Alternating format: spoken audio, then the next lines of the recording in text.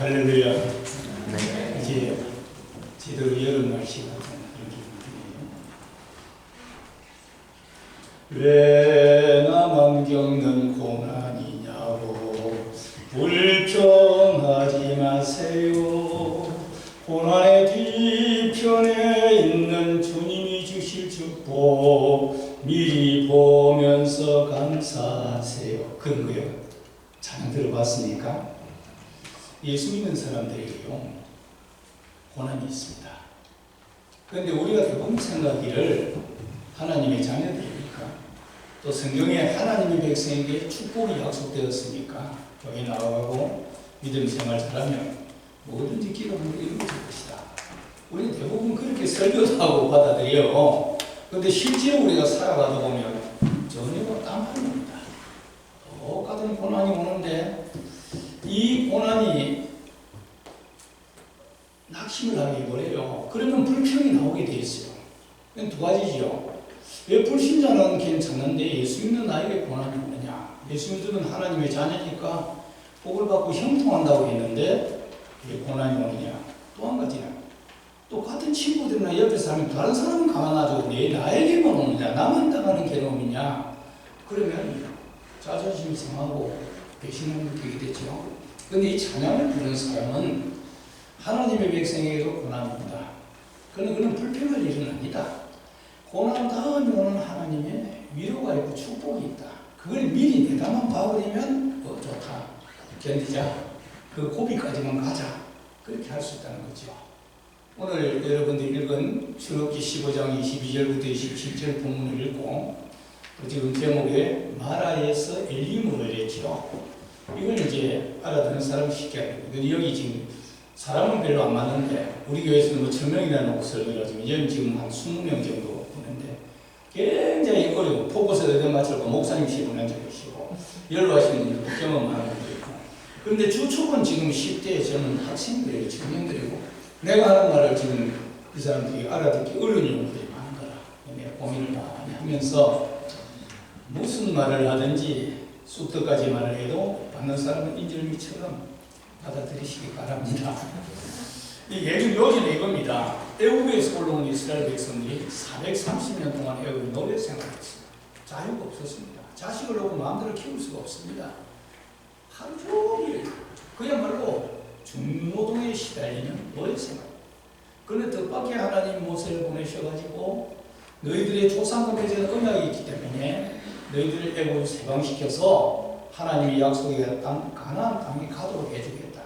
거기는 적과 꿀이 흐르는 곳이다. 그러니까 덩달아 나왔죠.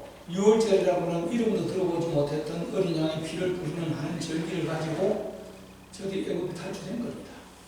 그래서 하나님이 약속한 가나안 땅을 간다고 나오는데 앞에 바로 홍해라는 바다가 있고 뒤에는 애국 병정들이 수백 명이 축에 배우고 발을 당당 굴리게 됐죠. 어떻게 하느냐 한데 하나님의 기적이 나타납니다. 불기둥이 앞으로 쫙 나타나면서 그들의 앞길을 밝혀주면서 홍해 바다가 쫙 갈라지고요.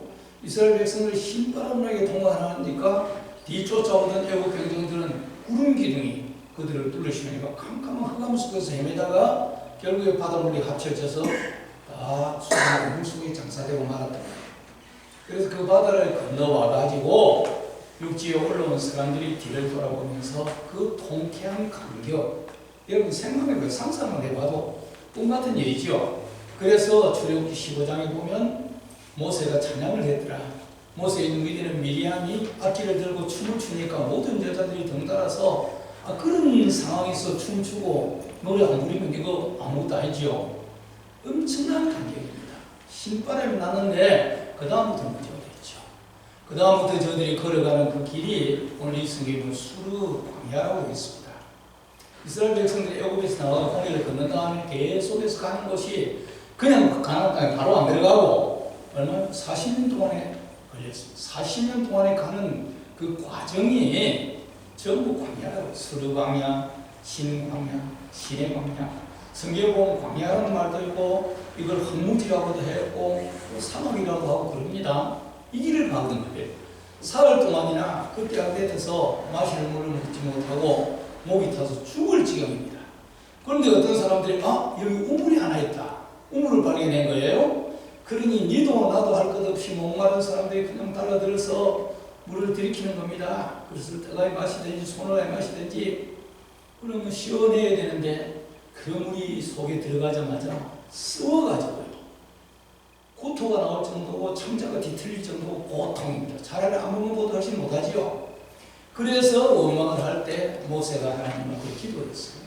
하나님께서 모세에게 나무 가지를 하나 지시를 하시는데 그걸 꺾어가지고 물에 넣었더니 쓴물이 없어지고 달아졌더라. 이게 오늘 성경에 나온 내용입니다. 그 다음에 저희들이 거기서부터 다시 길을 가는데 어느 지점에 가니까 일림이라고 하는 지점에 갔어요. 거기 가니까 생물이 12개가 있고 종려나무, 숲이 우거져서 70%나 되는 종려나무가 있더라. 할렐루야. 자, 여기서 이제 제가 오늘 제목은 마라에서 엘림을 이랬죠. 지금 이 설명을 들어보면 알겠죠. 애굽 솔로몬 백성들이 스루광야에서 먼저 만난 데가 이 마라, 쓴물을 만나고 쓴물의 고통 때문에 고통당하다가 하나님이 치유해 주시고 그 다음에 간 곳에 엘림이라는 것이 있더라. 이걸 가리켜서 우리는 사막에 있는 오아시스라고 말하는 겁니다. 샘물 12개 솟아나니까요. 그 샘물 주변으로 우거진 숲이 있으니까요. 그래서 마라에서부터 쓴물 있는 쓴 데서부터 엘림이라는 지명으로 말하면 숲이다, 혹은 큰 나무다 그러는데 보통 일반적으로 엘림이라는 말을 우리가 통용할 때는 여기는 오아시스, 힘이 있는 곳, 시원한 곳 이렇게 말하자면 첨단으로 표현합니다. 그래서 지금 내가 말하는 순서를 여러분들 머릿속에 정리를 해 주십시오. 우리가 대부분 예수 믿으면 하나님의 자녀거든요. 애굽의 솔로몬 백성들이 뭐에서 해방되었으니까 이제 그야말로 아브라함에게 약속하신 축복을 저들은 그냥 그대로 다 받아 누릴 줄 알았는데 전혀 그게 아니었다는 말이죠. 그래서 오늘 신앙생활의 과정은 이 곳으로 갈 수 있습니다. 처음부터 엘림으로 바로 보내는 것이 아니고 마라에서부터 출발한다. 그 끝없는 사막길에 가면서 계속 마라의 고통을 겪은 다음에 엘림의 의미를 알게 된다. 이 신앙생활을 해봅시다. 먼저 생각할 것은 내가 이 더운 날 설교 시간을 줄여가면서 어떻게 알아듣고 싶게 하느냐. 그러니까 기도하면서 이 사모님께서 기도하면서 평생을 하나님의 도움을 제했다. 하나님을 증거하신 사람을 흔들어주십니다. 평생을 목회를 하면서 여러 경우를 겪어보는데 성경 말씀을 근거로 해서 목회자가 가지는 이 철학이 있습니다. 이 생활 원칙이 있는데 마라에서 엘림이더라. 먼저 생각할 것은 여기 물이 없는 수루 광야를 생각해 볼 수 있어요. 애굽에서 나오기만 하면 종살이에서 해방만 되었으면 그냥 밥밥 먹어도 배가 부를 것 같고 뭘 해도 걱정 없겠다 싶으지요. 사람만이 그렇지 않습니다. 막상 애굽에서 해방되었어요. 그 무시무시한 추격영을 쫓아오는 애굽 병정들 다 물속에 장사 지내게 하고 저희들은 통쾌하게 홍해를 건너왔습니다. 그러면 신바람이 나서 춤도 추고 찬양도 했습니다. 계속 그렇게 가야 될 것 아닙니까? 그런데 그들 앞에는 사막은 수로 광야입니다. 광야가 어떤 곳입니까? 사막입니다. 물이 없는 곳입니다. 길도 없습니다. 이 중동 지역의 사하라 사막이나 아라비아 쪽의 사막에 여행하는 사람들, 요즘이야 뭐 환경이 좋아졌지만 옛날에 그 대상이라고 그러죠. 장사꾼들도 낙타를 타고 왔대요. 낙타는 한 며칠 물을 안 먹어도 견디는 인내력이 있대요. 그러면 가죽 부대에 물병을 담가 차고 다니는데 그러나 끝없이 뜨거운 사막의 폭사열에 땀은 흐르지요. 마실 물이 없지요. 죽을 맛입니다. 그뿐 아닙니다. 길이 없다고 그래요. 사막에 모래바람이 불면요 그냥 있던 길을 그냥 모래산이 되었다가 길인 줄 알았는데 그게 그만 날아가 버리면 엉뚱한 황무지가 되었다가 제일 사막에 여행하는 사람이 고통이 물 없는 거죠. 길이 어딘지를 길을 못 찾는 거죠. 그런데 하루 이틀 아니고 이게 기약이 없단 말이에요. 길을 잃어버리면 헤매니까요.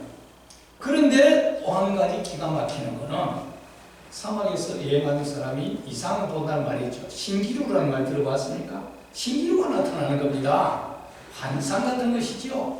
며칠 물을 못 마시고 목이 말라 죽겠죠. 힘드는데 어디쯤 가면 시내가 있을까? 어디쯤 가면 마실 물이 있을까? 어디 가면 아늑한 그늘이 있을까? 이런데 눈앞에 보이는 거야. 참 멀리 보면 산이 보이고 골짜기 보이고 구름이 있고 그 숲이 보이고, 야 저기까지만 가면 되겠구나. 저기 오아시스가 있다.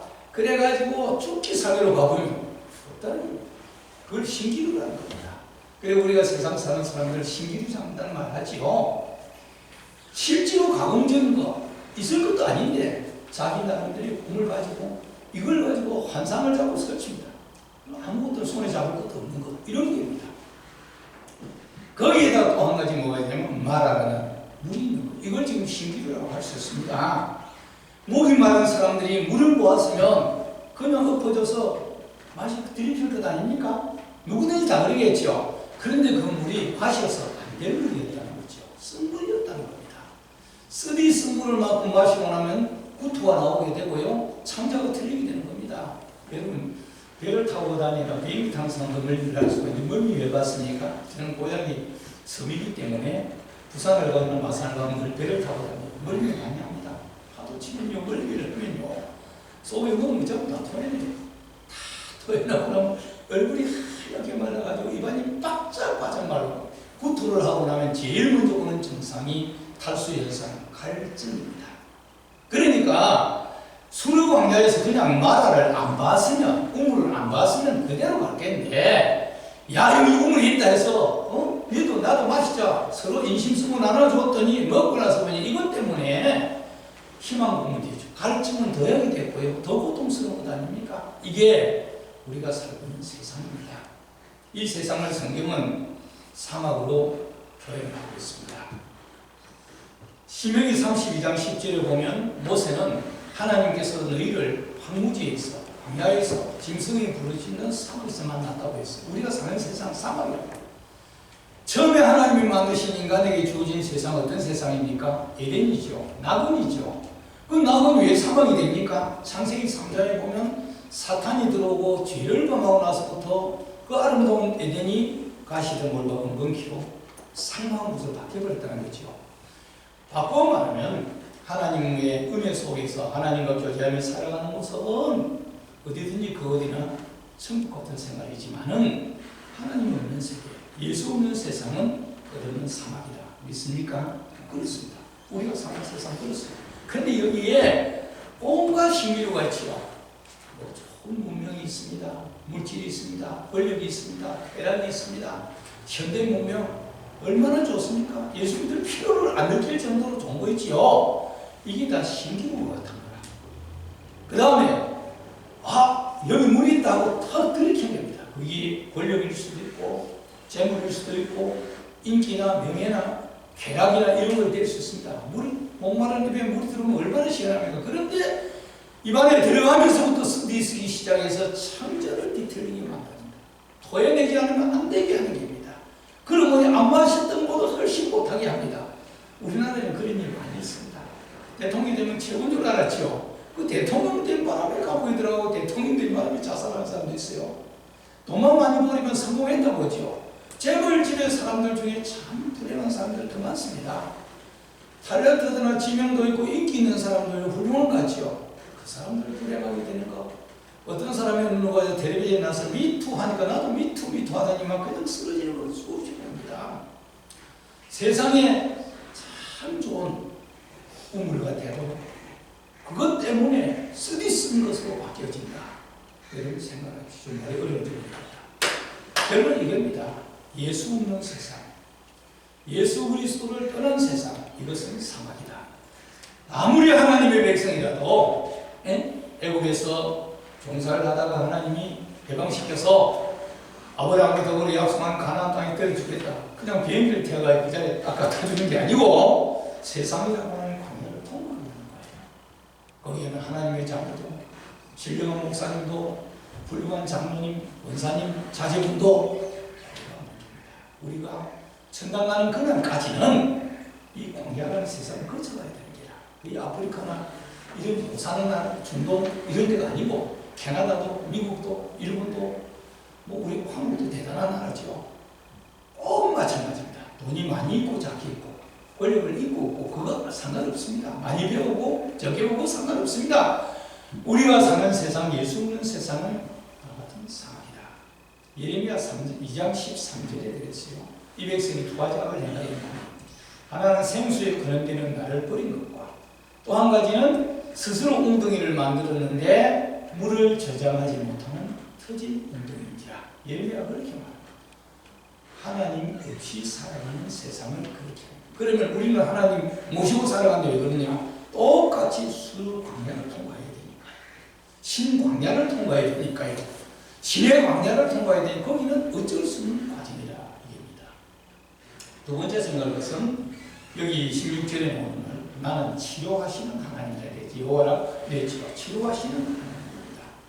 좀 전에 그 내용 설명했지요. 쓴물을 마시고 나서 쭉 깼다고 하는데 모세가 하나님께 기도하니 하나님께서 나무가지를 가르쳐 주셔서 그거 꺾어가지고 물에 넣었더니 쓴물이 단물이 되었더라.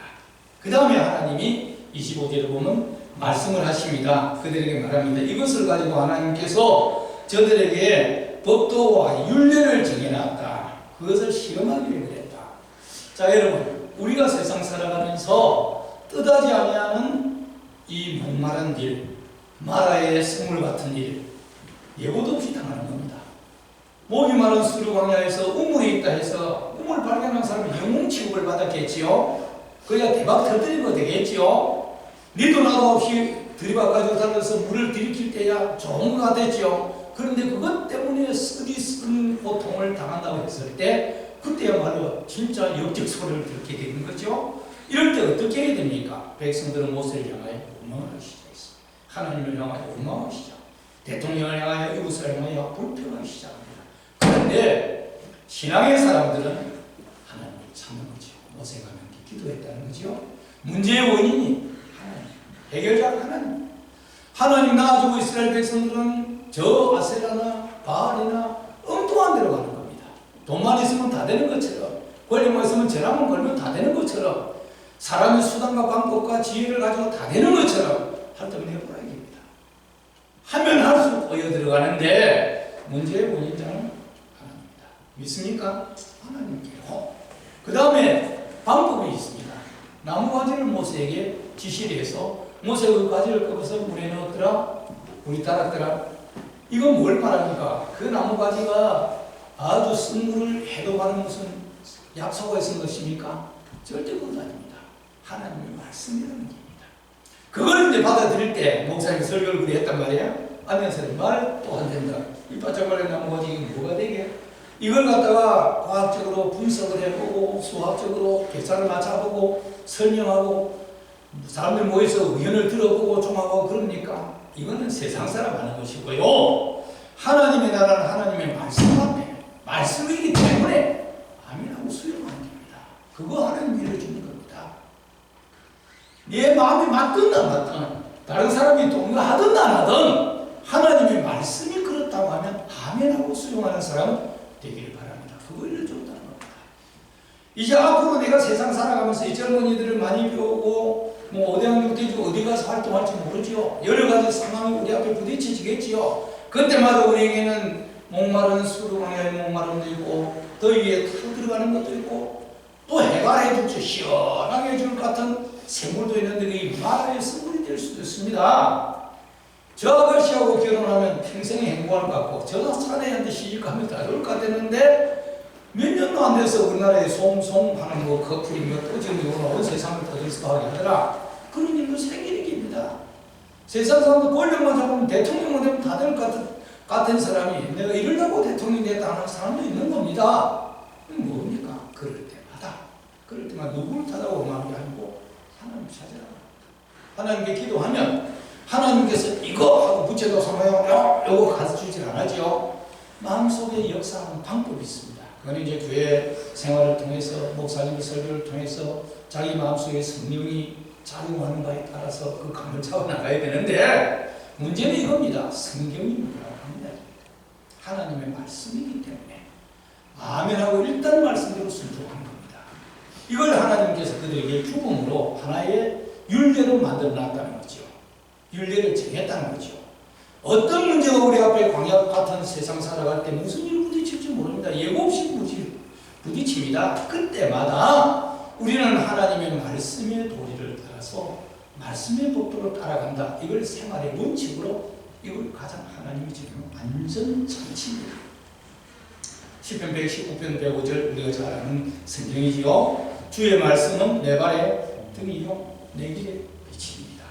캄캄한 일이 부딪혀지면 등불을 어디가 찾는다고요? 은행 가서 찾는 것도 아니고 권력자한테 찾는 것도 아니고요. 하나님의 말씀을 통하여 주님의 말씀이 내게 가르쳐주는 방향이 되니 이걸 하나의 윤례와 법도라는 겁니다.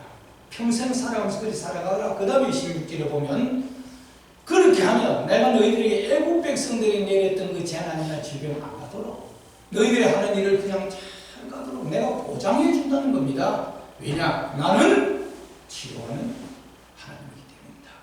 할렐루야. 하나님이 치료하시는 분이다. 이거 꼭 기억하셔야 됩니다. 목사님 말이 그렇지 실제로 안 그렇던데 그걸 이제 두고 봐야 되죠. 끝까지 쭉 가봐야 된다니까. 지금 우리가 홍해, 수르광야, 마라 이 과정을 갖추는데 엘림이라는 건 어디 가면 있다는 게 없어요. 하나님이 예배해 놓은 것입니다. 그래서 지금 세 번째 나타난 것이 엘림이라는 엘림의 오아시스가 있습니다. 오늘 제가 이 메시지의 키포인트가 여기입니다. 엘림의 오아시스다. 하나님이 예비하시는 것이다. 고난의 뒤편에 있는 하나님의 축복이다. 우리가 여호와 이레라는 말을 해요. 창세기 22장에 아브라함이 한 말인데 하나님은 예비입니다. 누구를 위해서? 하나님 자기 자신을 위해서입니다. 무슨 생각해보면 하나님께서 불쌍한 이삭을 살리기 위해서 수풀에 걸려있는 양을 예비해놨다. 우리 이 생각하지만 아브라함은 너와 나를 불쌍히 여기서 예비했다 안 하고 하나님이 자기를 위해서 예비했다. 하나님의 신실한 자기 언약, 하나님의 자존심, 하나님의 권세입니다. 만약에 그래 안 되면 하나님은 거짓말쟁이 될 것 아닙니까? 하나님이 하나님 되는 방법은 예비해 놓으신 겁니다. 그런데 그 예비해 놓은 게 처음부터 그 카드를 빼는 게 아니고 말하라고 하는 쓰디쓴 과정을 다 거친 다음에 그 다음에 오는 거예요. 그래서 우리가 이 믿음 가지고 세상을 살아가는 것입니다.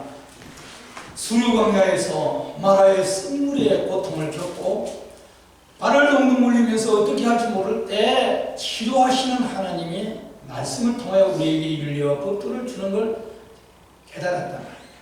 각오를 한 사람에게 그 다음에는 엘림으로 인도가 되어진 거죠. 오늘 여기 엘림에 보니까 뭡니까? 엘림이라는 그거는요, 그야말로 오아시스입니다. 제가 지난 월요일, 지난 일주일 전에, 지난번에 제 아내하고 LA로 갔다 왔거든요. 월요일 갔다 목요일 가는데 날씨가 좋아가지고 밴쿠버 공항에서 UA 비행기를 타고 가는데 탁 올라가니까 그냥 밑이 그 좋은 경치가 파도로는 말 제가 다 보입니다. 내 아내가 옆에 창가에 앉아서 계속 장난하고 구경하면서 신기하게 여기는데 또 올 때도 그랬어요. 같은 곳을 갔다가 오는데 태평양 연안으로 오는 그러니까 이 캘리포니아, 미국 캘리포니아 주로 길지요. 완전히 캐나다하고 다르죠. 어디가 국경인지 저는 모르겠는데 어떻게 다르느냐 하면 여기서 비행기를 타고 1시간 이상 쭉 3시간 가면 내려가면 내려다보면 전부 그 캘리포니아는 거의가 아마 사막 같아요. 감이 없어요. 끝도 없이 펼쳐지는 벌판인데 그야말로 황무지고요. 거기에 숲이 있고 집이 있는데 다시마하게 좀 그랬어요. 거기 왜 보니까 그 캘리포니아 그 많은 농장을 어떻게 하느냐? 지하수를 뽑아가지고 스프링클러 장치를 그런 농사를 짓는데요. 이 캐나다 밴쿠버 가까이 오면 전 깜판입니다. 숲이 있고요, 높은 산이 있고, 산꼭대기에 흰 눈이 있고, 만년설 눈이 있고요. 그러니까 거기 녹아서 계곡에 이 강이 흐르더라고요. 거기에 나무들이 숲이 크죠. 그럼 지금 여기 엘림의 오아시스는 어느 정도냐? 이 캐나다 스타일이 아닙니다. 똑같은 수르광야요 사막인데 높은 산이 있고 산이 있으면 깊은 골짜기가 있지요. 골짜기 따라서 물이 흐르지요. 그럼 그 물 따라서 저수지나 연못이 호수가 있지요. 이 그거 아닙니다. 끝없는 사막입니다. 겉으로 보면 똑같은 모래벌판입니다. 그런데 우리 성경에 보면 분천이 흘리고 있지. 분천은 땅이 솟아난다는 거예요. 솟아나는 거. 그래서 겉으로 보면 똑같은 모래가지고 사막인데 땅 속에서 솟아나는 물이 있어서 샘이 되고 그 샘물 주변으로 숲이 우거진다. 이걸 오아시스라고 표현하는데 어떻게 설명을 해볼까? 제가 이걸 해석을 하면서 보다가 예레미야 17장에 보면 여기 맞는 대칭된 성경이 나옵니다.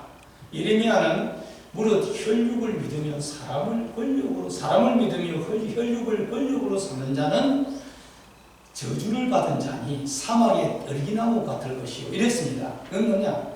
육체의 잘생긴 인물이나 힘이나 돈이나 권력이나 세상 그 눈에 보이는 이것을 힘으로 삼는 사람은 겉으로 보면 대단해 보이죠. 그네 사막의 떨기나무 같아서 좋은 일이 오는 것을 보지 못할 것이고, 그 다음에 8절이야 보면 17장 8절에 보면 우리 여호와를 믿으며 여호와를 의지하는 자는 복을 받은 자라. 저는 물가에 심기온 나무가 시제를 쫓아 과실을 맺으면 잎이 청청한 것 같다 이랬거든요. 여기 물가에라는 말이 뭐냐? 저수지도 아니고 큰 레이크 호수도 아니고 강도 아닙니다.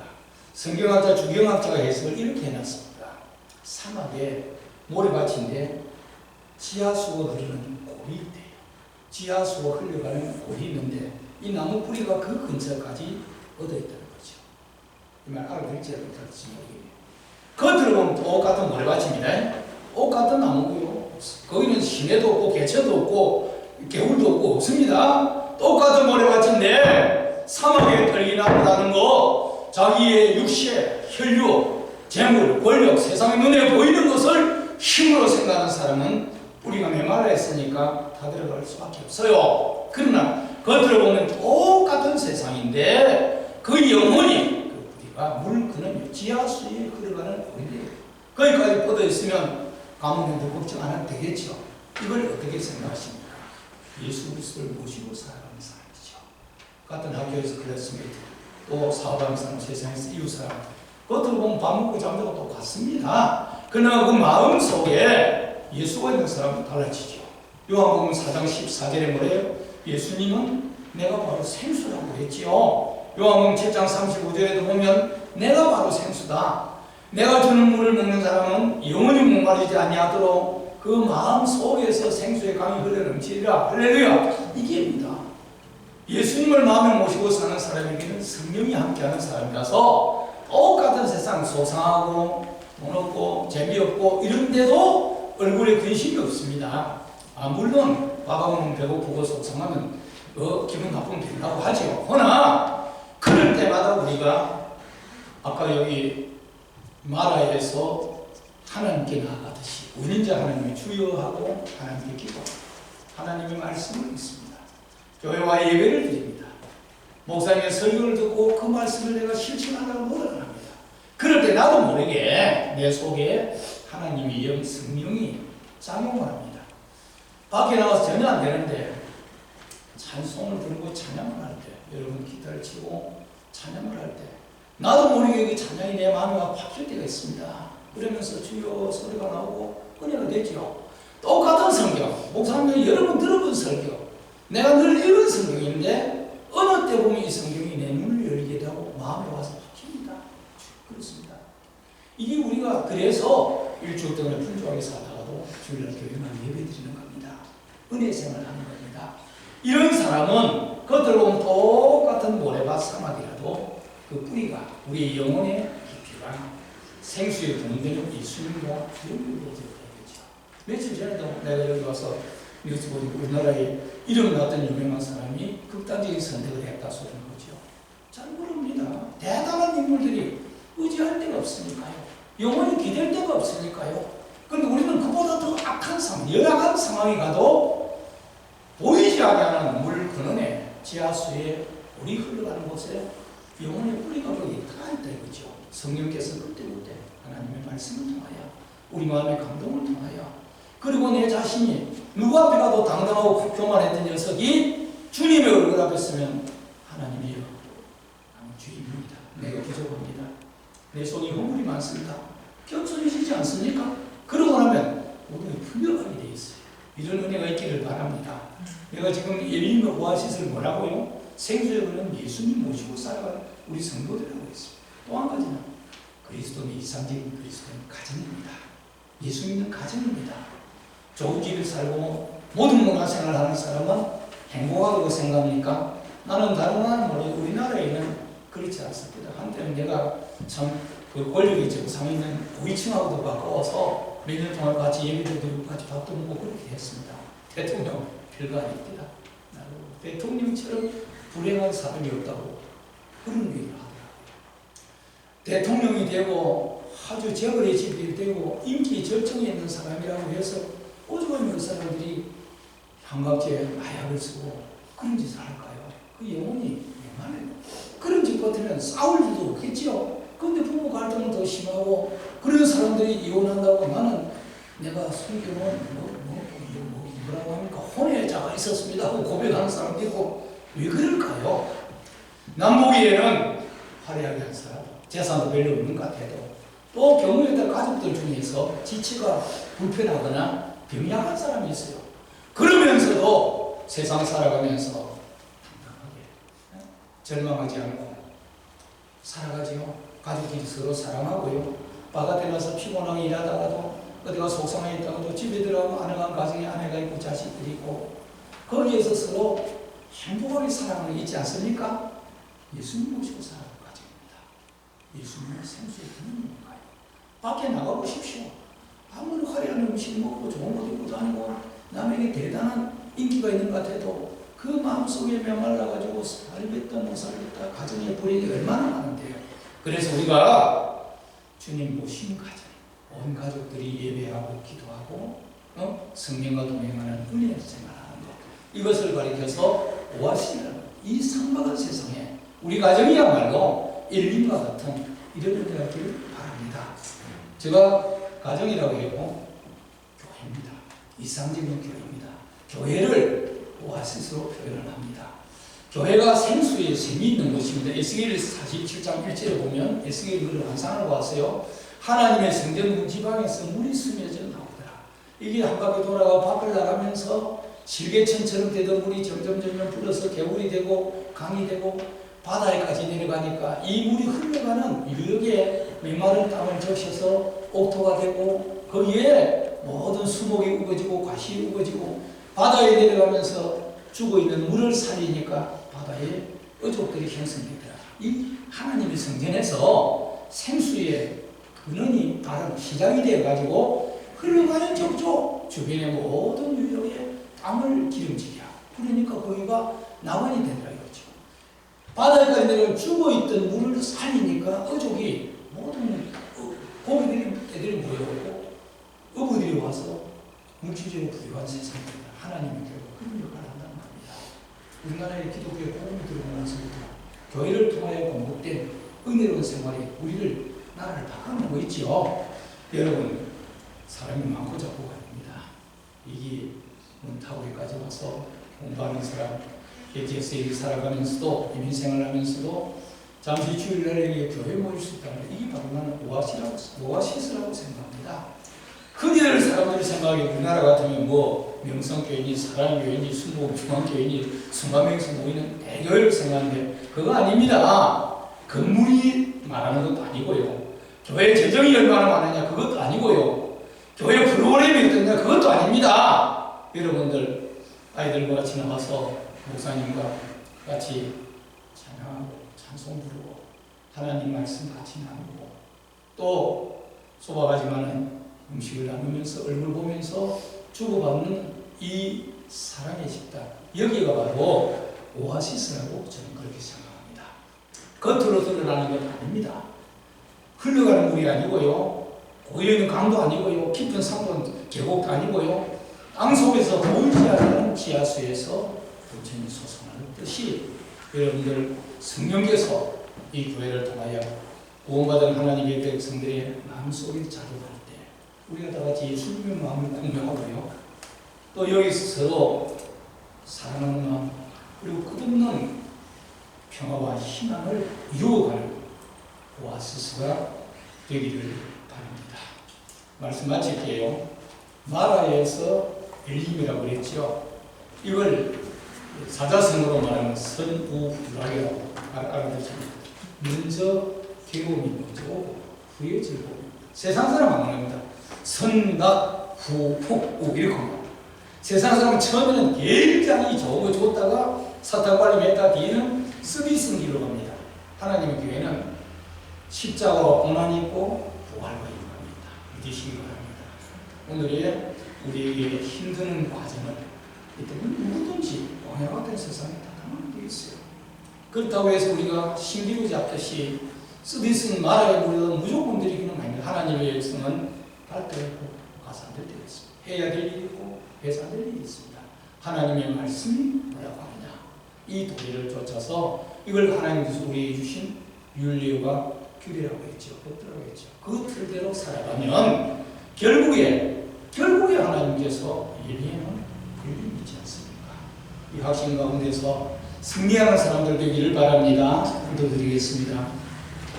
그러고 하신 하나님 아버지, 오늘도 우리가 여기 하나님의 형상을